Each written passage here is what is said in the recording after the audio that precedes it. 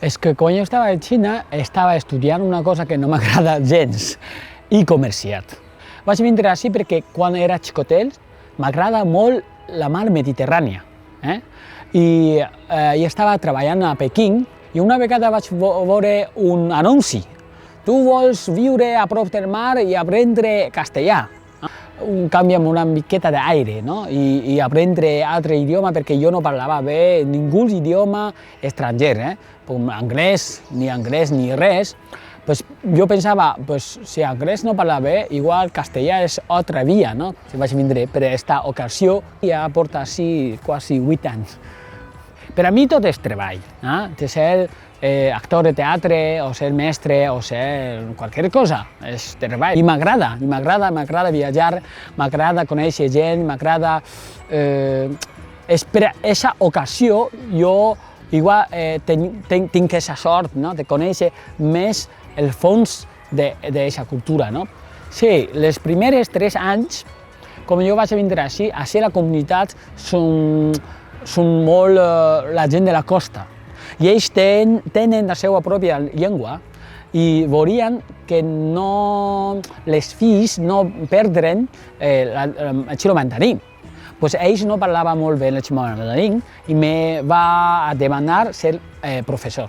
Abans jo era professor, però en moltes associacions, escoles, per a donar-li una miqueta la cultura xinesa, la llengua xinesa, sobretot jo crec que és necessari perquè ja sabeu que tots tenim veïns xinesos, que hi ha una gran diferència entre els pares i els fills. Els pares han vingut de Xina, no parlava i no controlava aquesta cultura de valencià d'Espanya, el que siga.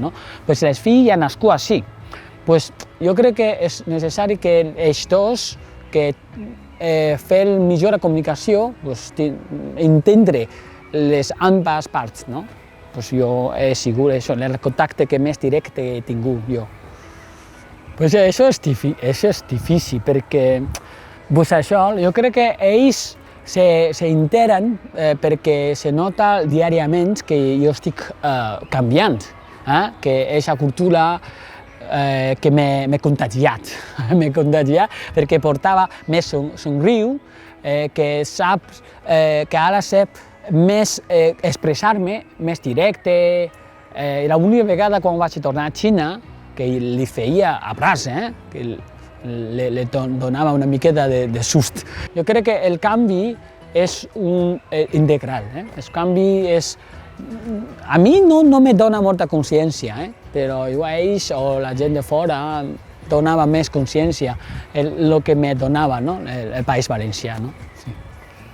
Molta gent no s'entera, però hi ha moltes similituds entre la cultura xinesa i la cultura valenciana. La ruta consiste com que jo en el programa feia un paper com que de ser un perspectiu xinesa veure les coses valencians. En la ruta, al contrari, que ja portem molt de temps així, tot el País Valencià me va ensenyar moltes coses, aquesta vegada que vaig a fer al contrari, vaig a portar la perspectiva valencià i vaig a parlar de les coses xineses.